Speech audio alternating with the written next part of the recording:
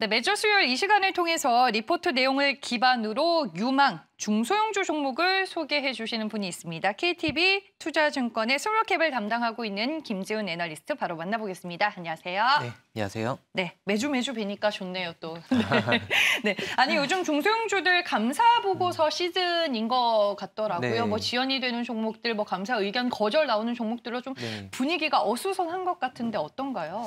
네. 사실 최근에 이제 코스닥 시장 특히 중소형주들이 반등을 좀 하다가 좀 지지부진한 모습을 보이고 있는 게 이런 감사 보고서 시즌이 왔기 때문이라고 저는 보고 있어요. 일단 매년 이 시점이 되면은 항상 좀 리스크로 부각되는 게 이제 감사 보고서 뭐 지연 아니 뭐 감사 거절 뭐 그런 여부기 때문에 일단 이 감사 보고서가 마무리될 때까지 좀 중소형주들 조금 부진한 거는 피할 수 없을 것 같고요. 네. 근데 다만 이제 감사 보고서가 이미 나왔거나 아니면 큰 문제가 없는 기업들은 지금 오히려 매수 기회가 될 거라고 보고 있습니다.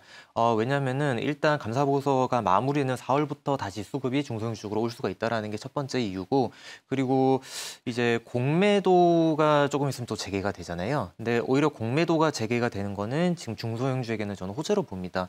왜냐하면은 일단 대형주 위주로 공매도가 좀 시행이 되기 때문에 오히려 국가에서 중소형주 사라고 이제 얘기를 해줬다라고 저는 판단을 하고 있는 게, 어쨌거나 개인 투자자들이나 뭐 기관 투자자들이나 공매도 시작되는 종목부터 사진 않을 것 같아요. 그렇다라고 보면 공매도에 좀 벗어나 있는 종목들부터 수급이 좀 몰린다라고 볼 수 있어서, 그래서 지금 중소형주 쪽에 좀 매집을 해놓으면 4월달, 5월달 감사 보고서 리스크 해소 그리고 공매도 시행 이런 두 가지 좀 수혜를 받을 수 있을 것 같습니다. 네, 알겠습니다. 중소형주들 여전히 시장에서 기회는 있다라고 말씀을 해주시는 것 같습니다. 그러면 오늘 이제 또 소개해 주실 종목을 들어봐야 될 텐데, 그 전에 제가 리뷰하고 싶은 종목이 있어서 방송이 시작되기 전에 살짝 부탁을 드렸는데, 3월 10일에 이 시간을 통해서 서울옥션을 소개해 주셨는데 최근에 뭐 신고가 행진이었잖아요. 이 시점에서 리뷰가 필요할 것 같아서요. 네, 지금 미술품 시장이 그때 말씀드렸을 때도 참 좋았는데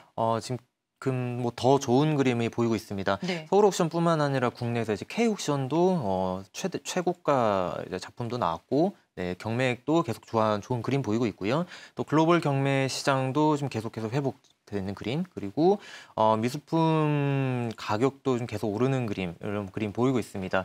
이 이유를 좀 살펴보면은 사실 그때 말씀드리기도 했지만, 어쨌거나 지금 유동성이 굉장히 풍부한 장에서 투자금이 몰릴 때가 그렇게 크지가 않아요. 그래서 지금 그 투자금이 몰렸던 데가 이제 암호화폐 쪽으로 몰렸었고, 이제는 좀 전통적이고 좀 부유층들이 투자를 했었던 미술품 쪽으로 다른 이제 조금 더 부유층이 아니었던 유동성도 그쪽으로 모이고 있는 시점이기 때문에 부동산에 투자를 할 수 없는 시점에서 미술품이 좀 대체 투자로 좀 부상하고 있다라고 보면은, 사실 국내에서 미술품 가격이 오르는데 수혜주는 서울옥션밖에 없거든요. 경매회사가 서울옥션, K옥션이 있는데 상장사는 서울옥션밖에 없기 때문에, 그래서 앞으로 주가 좀 더 갈 수 있을 거라고 좀 보고 있습니다. 네, 알겠습니다. 독보적인 수혜주기 때문에 커지는 시장에 따라서 앞으로 주가 상승 여력은 조금 더 남아 보인다라고 리뷰를 해주셨습니다. 네, 서울옥션이 뭐 3월 한 달 내내 거의 올랐기 때문에 KTB 투자증권에서 또 유망하게 보고 있는 스몰캡 종목들이 기대가 됩니다. 오늘 이제 가지고 오신 종목들 하나하나씩 얘기를 들어보겠습니다. 먼저 첫 번째 종목으로 그린플러스를 꼽아주셨던데 어떤 성장 스토리가 있는 기업일까요? 이 회사는 일단 스마트팜 전문 기업이고요. 앞서 말씀드린 서울옥션이 미술품 경매에서 유일한 회사라고 하면은, 그린플러스는 스마트팜에서 유일한 상장사입니다.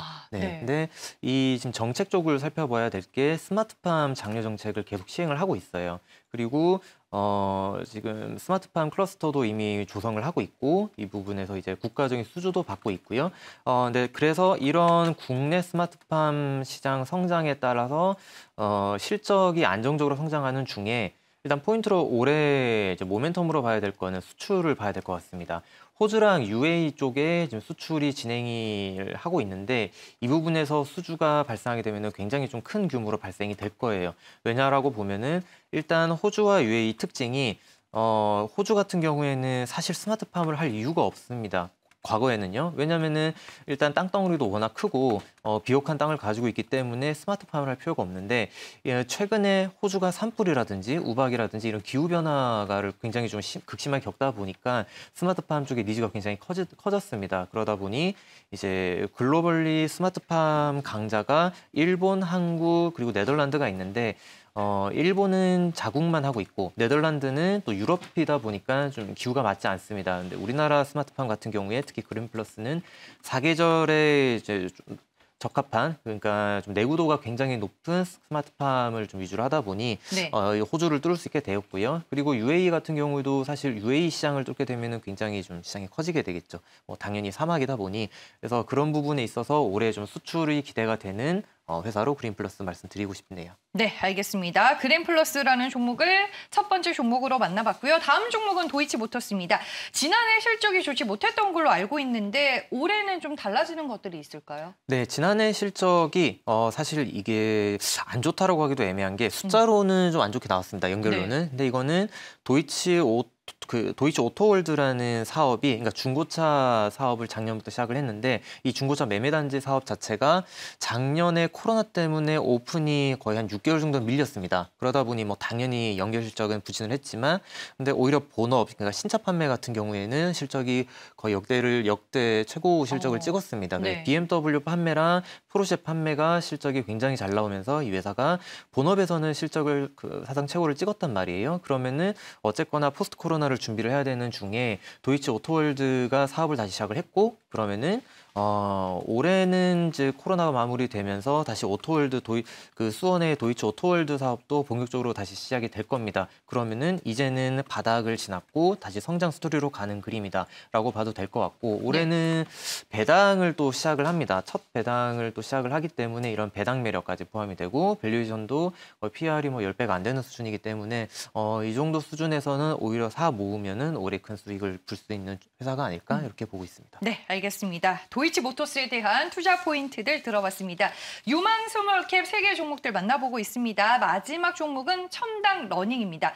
지난해 코로나19로 수혜를 좀 톡톡히 본 대표적인 기업이 아닐까 싶습니다. 이 종목이야말로 지난해 좀 실적이 좋았던 걸로 제가 기억을 하는데 어떤 점들이 매력일까요?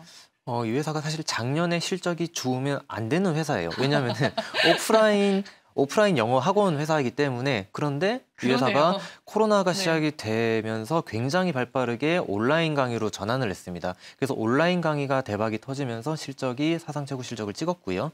그렇다라고 보면 올해는 온라인과 오프라인이 같이 열리게 된다라고 저는 볼 수 있을 것 같아요. 그렇게 되면은 올해는 작년보다 실적이 좋을 거고요. 그러면 뭐 당연히 주가도 올라야 된다라고 저는 보고 있고 그리고 한 가지 또 포인트로 볼 수가 있는 게 이 회사가 이제 중국 쪽에서 사업을 하는 게 있습니다. 네, 역시 코로나 때문에 사업이 지금 뭐 제대로 진행이 되진 않았지만 어쨌거나 코로나는 끝날 거고 그렇게 되면은 중국 쪽 사업도 플러스 알파의 모멘텀이 있다라고 봐서 저는 청담러닝 안정적인 실적 성장이 되는 교육주라고 볼 수 있을 것 같고요.